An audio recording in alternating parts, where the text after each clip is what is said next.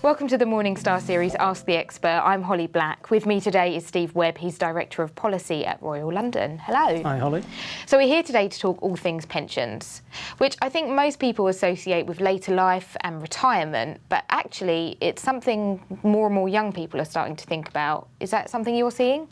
Absolutely. I think the big change has been that now that when you have a job, as long as you're aged 22 or over and earn 10,000 a year or more, your employer has to put you into a pension. So lots of people who would never have thought about it in their 20s or 30s are now actually in a pension. It's been done for them, done to them, and perhaps they don't even know a lot about it. But millions of people under 40 are now in pensions for the first time.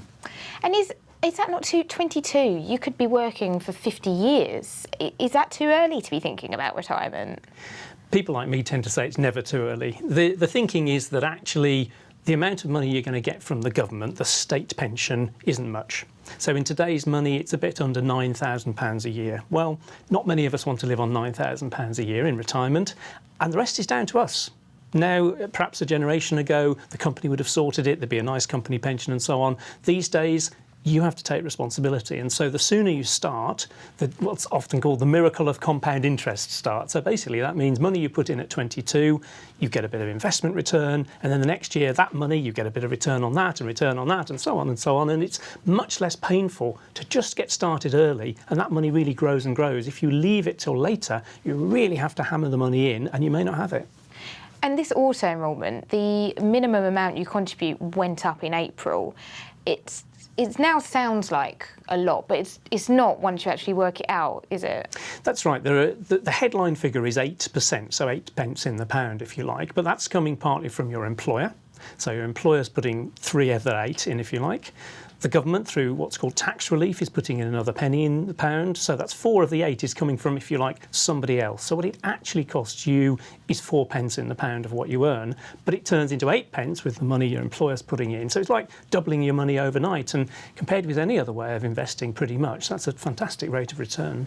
And I always think if it's free money as well, it's an extra 4p from your employee that you wouldn't be getting from your salary anyway. That's right, and we're just talking about the legal minimum there, and many employers, particularly bigger employers, will go further. So for example, we've just said if you put in 4 it turns into 8, but maybe if you put in 6 it turns into 12. Find out from your employer, because again there's billions of pounds of money that employers are willing to put in, but they'll do it if you do it, and so it's a partnership. So if I'm a young person and I've just been auto-enrolled for the first time, do I need to do anything, or does that all just happen by magic by itself?